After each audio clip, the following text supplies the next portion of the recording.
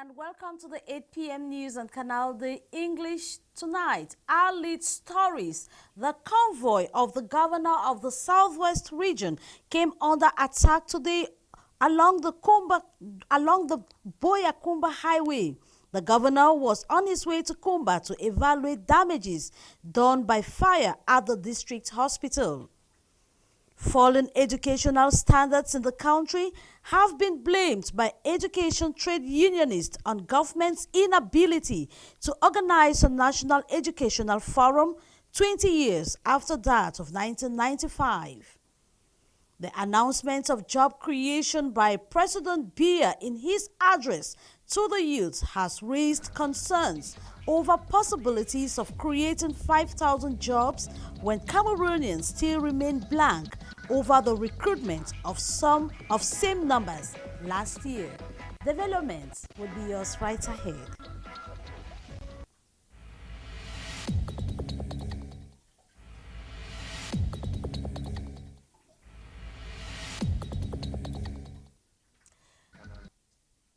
Well, we begin with this information where some 4 persons have been wounded, including our colleague in the Southwest after the governor's convoy came under attack. He was on his way to Kumba to evaluate damages done by fire on parts of the district hospital yesterday. This report with Ndi Morin.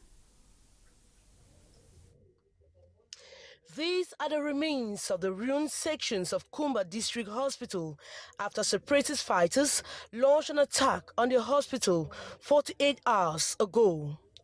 Only remnants of the incident are left. The director of the hospital comes back to the circumstances surrounding the fire outbreak. I'll say that they are under because some young men came to the hospital and they are shooting bodies. And they are also burning houses and cars. The governor of the Southwest region went down on the field to have first-hand information of the incidents and to comfort patients that have been transferred to other health facilities to continue treatment. The Kumba hospital has been destroyed by gunmen who remain terrorists. Elements of defense and security forces that were attacked in the governor's convoy at Moyoka received intensive care at the infirmary of the command post of the Rapid Intervention Battalion in Kumba. This Canal the reporter in the governor's convoy equally sustained injuries as a result of the attack, but is currently responding to treatment.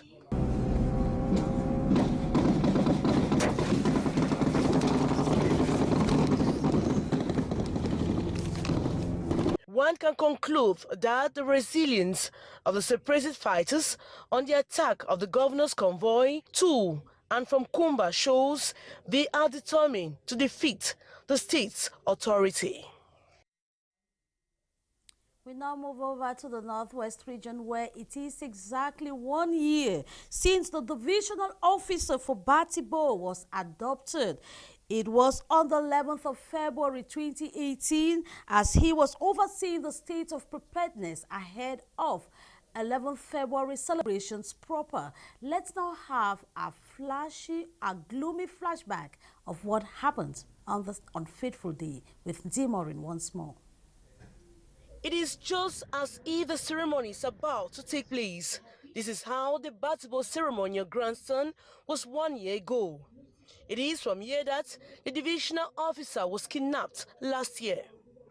As the chief organizer of the youth day activities in the subdivision, Namata Dinteng Joseph was still checking to ensure that everything was in their rightful positions before the ceremony begins.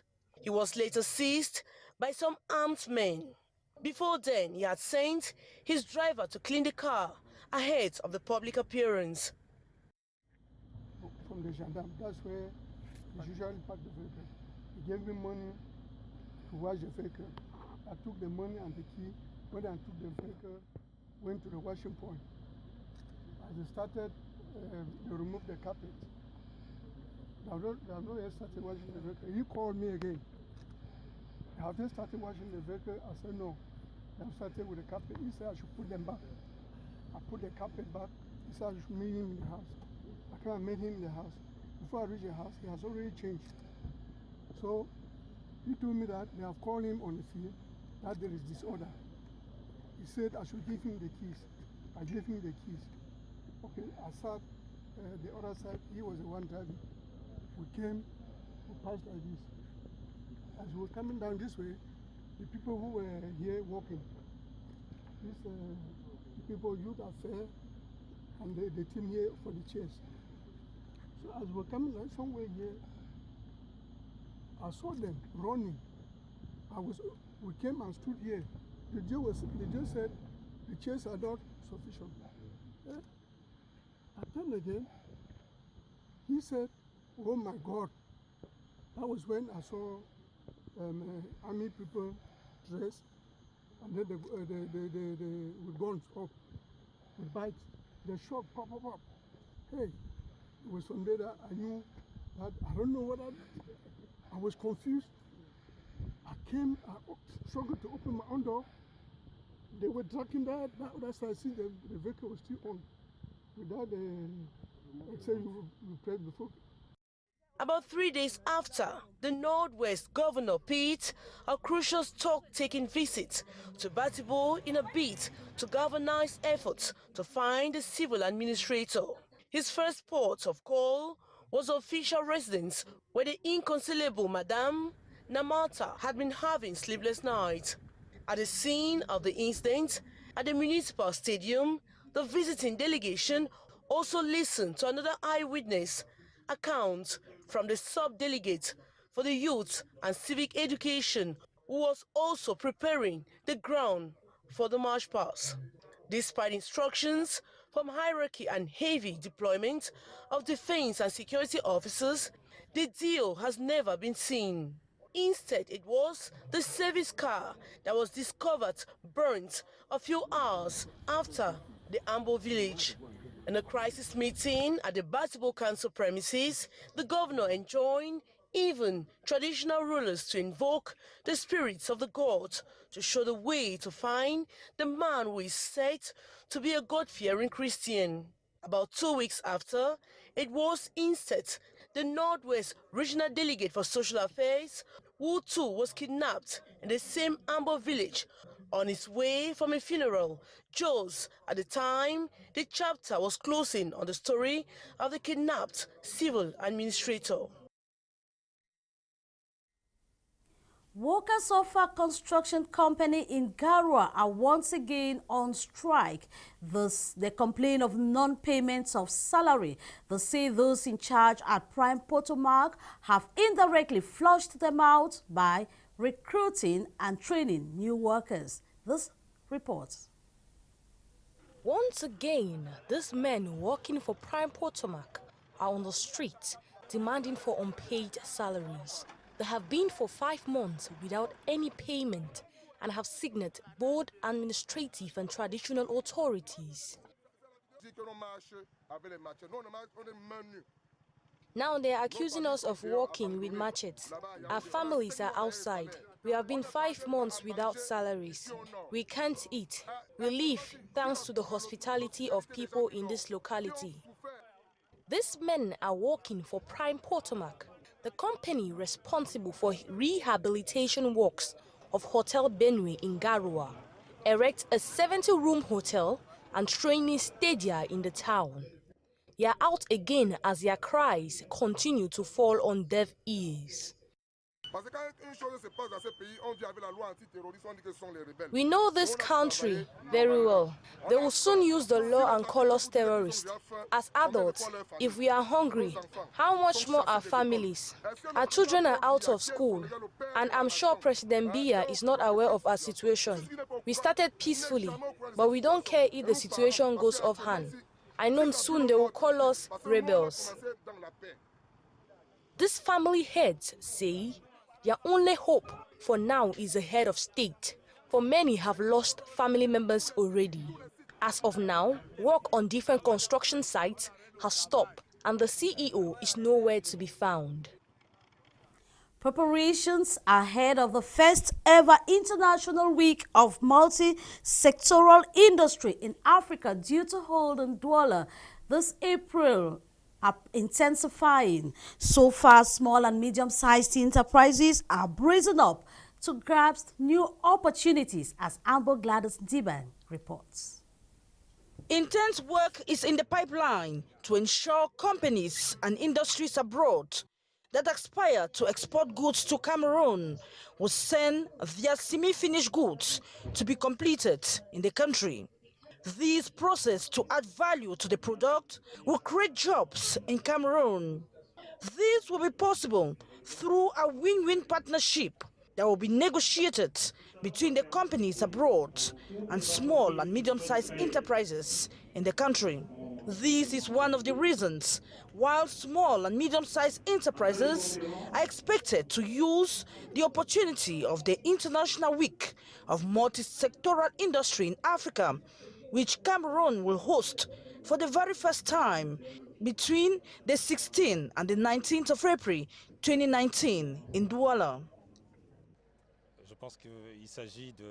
Small and medium-sized enterprises will take the opportunity of the event to develop their enterprises, acquire professional equipment, and have access to funding. They are also expected to have applause through the innovative contest, which is a factor of development, which is different from competition. The sectors concerned include energy, agro-industry, digital, environment, woods and derivatives, textile and leather, extractive industries, electronics and subcontracts, amongst others. The Chamber of Commerce, Industry, Mines and Crafts, MA, has expressed its readiness to accompany industries willing to take part in the exhibition week. The Chamber of Commerce has subscribed to the project because they are conscious that it is through industrialization that Africa can develop. Africa has tools, raw material that can be transformed. It has young, talented people. So all these can lead to the development of Cameroon and Africa at large.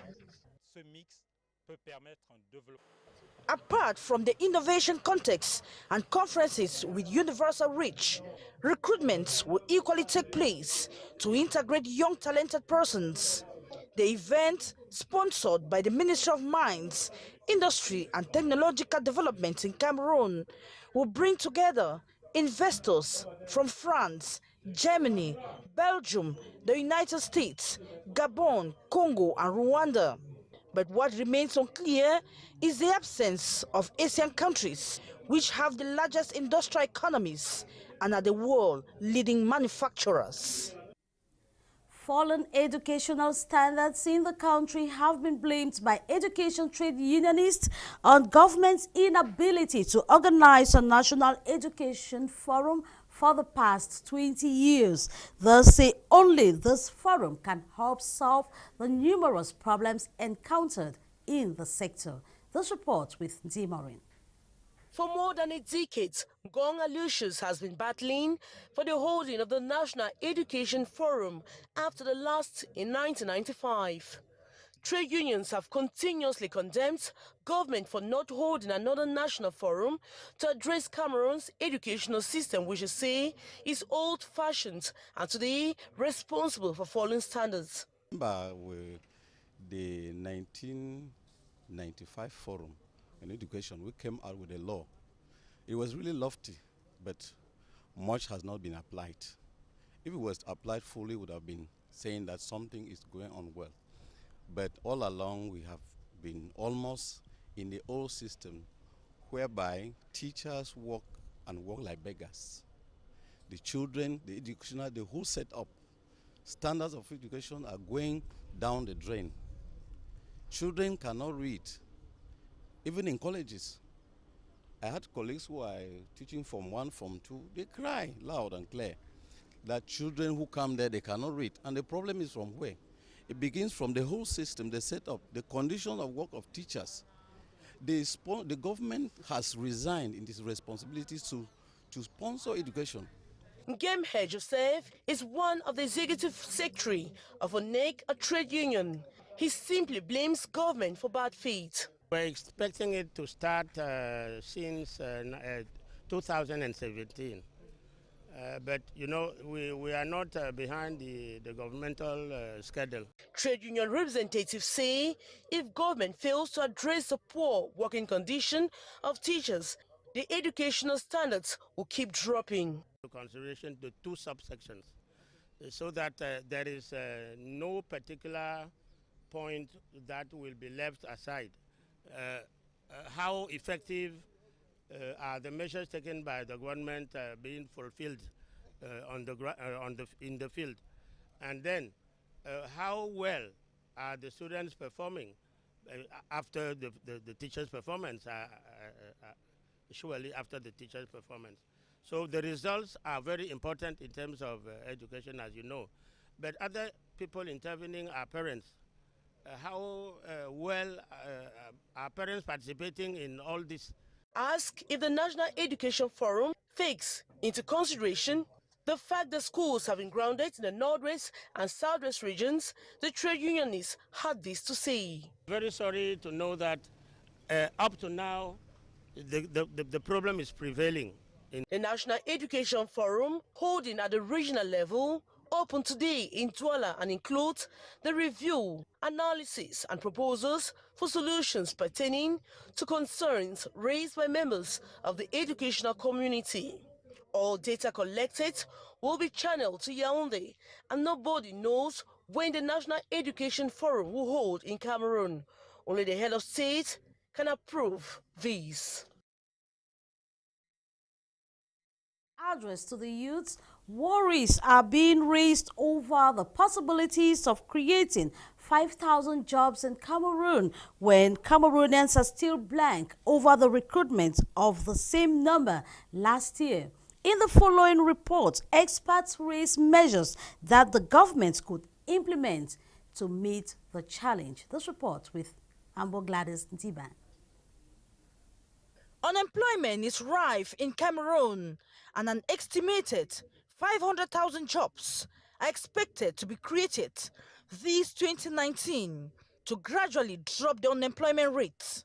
While addressing youth on February 10, ahead of the 53rd National Youth Day, the head of state admitted the challenges of resolving youth unemployment and announced actions will be taken to ensure the creation of thousands of jobs, just like last year, despite the economic difficulties.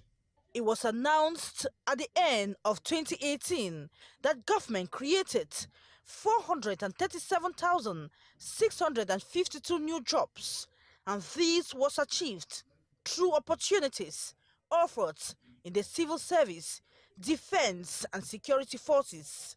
But the details on the recruitment processes remains unclear, a situation which keeps Cameroonians worried. The head of state announced the recruitment of 500,000 young people this year. How the government plans to do that this 2019 remains the question. Government, through the Ministry of Employment and Vocational Training, would have explained how the jobs were created last year and give statistics sector by sector to convince Cameroonians. Experts say for government to succeed in its employment policy, it must improve the business climate, tax regulations, ameliorate infrastructures, security, the legal system and human capital through trainings. Pour un pays comme le Cameroun, dont une grande partie de l'économie est une économie informelle. I think when we talk of employment for a country like Cameroon, we think about the formal and informal sectors. The rate of unemployment in Cameroon is high, and many Cameroonians are in the informal sector. Government's challenge is enormous, and it must work towards providing jobs in the formal sector, which can be possible if the business climate improves, regulations, human capital, infrastructure and legal aspects are taken into consideration. The creation of technopoles encouraging employment policy and the orientation of youths towards the creation of productive enterprises could help in absorbing the unemployed Cameroonians. President Biya, in his message to the youth this year, appealed to business persons and investors in Cameroon and abroad to invest in the country as one of the measures to curb the high rate of unemployment. Scientists from Africa and Europe currently meeting in Cameroon are brainstorming on how to use medicinal plants to treat sick persons. It is also an opportunity to evaluate cooperation ties between Cameroon and Germany in this domain. This report with Tabby Clarkson. Researchers from Germany and Cameroon are currently brainstorming in the campus of the Higher Teachers Training College, ENS Yaoundé. They are mapping out strategies on how to use plants for the well-being of the population. Infectious diseases are a serious public health problem in tropical countries. Therefore, strategies aimed at improving the health status of populations in a sustainable and affordable way are of major importance if we want to pursue our economic development. Indeed, there is no development for people who are sick and cannot control their own health. Infectious diseases are dangerous for the development of a society, and so therefore plants are of a vital importance. It is probably one of the places with the most medical plants available. It is not normal for us to ignore it. We must use our natural environment in order to grow solutions to our problems. We cannot rely on other people's technology, know-how, and hope that somehow they will help us when we are sitting precisely where the solution lies. So this research cooperation is about finding medicine and help for these difficult health problems. The Yaoundé workshop, which is placed on the theme, the valorization of medicinal plants for sustainable development, will last for 3 days. Cameroonian women are bracing up for a conference on women's empowerment to take place in Lome, Benin from the 21st of February. The Cameroonian women are expected to share experiences with women from 8 other countries from the world, as Ndimorin tells us. Stepping down from this vehicle is Princess Clarice Douala Bell, wife of King Douala Mangabel, Jean-Yves of the Douala clan. The founder and president of the Platform of Exchange of Cameroonian Women and others across the world, Gref, is flanked by other members of our association. They are handing over documents to a divisional officer of Douala 1, these to officially inform the authorities of a conference which will hold in Lome, Togo in February. We are satisfied with the visit. At least the women have handed us documents to prove to us that, or tell us, inform us authorities that they will be in Lome for a conference where women in Cameroon will have to share their experience. We wish them luck, and we're telling them to represent Cameroonian women in every domain while in Lome. From here, the women are reunited in this hall. They are here to tell the press the choice of Togo, especially as Cameroon is the organizer, the criteria of selection of the women, and why the focus and why their focus. Activities where the weekend will remain memorable for students, parents, and teachers of the London Institute of Infotech and Professional Training in Douala as they organized their open day. It was a time to exhibit knowledge, as we hear in this report.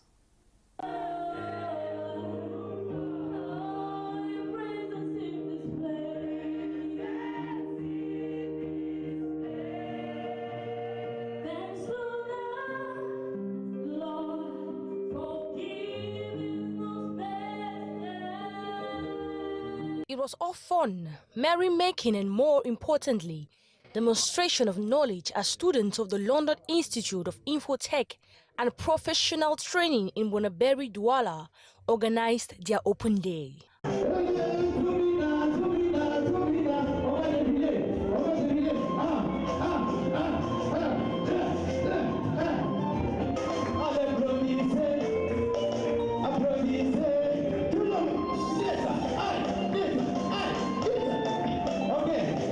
As part of Youth Week activities, the students found time to shake off academic stress.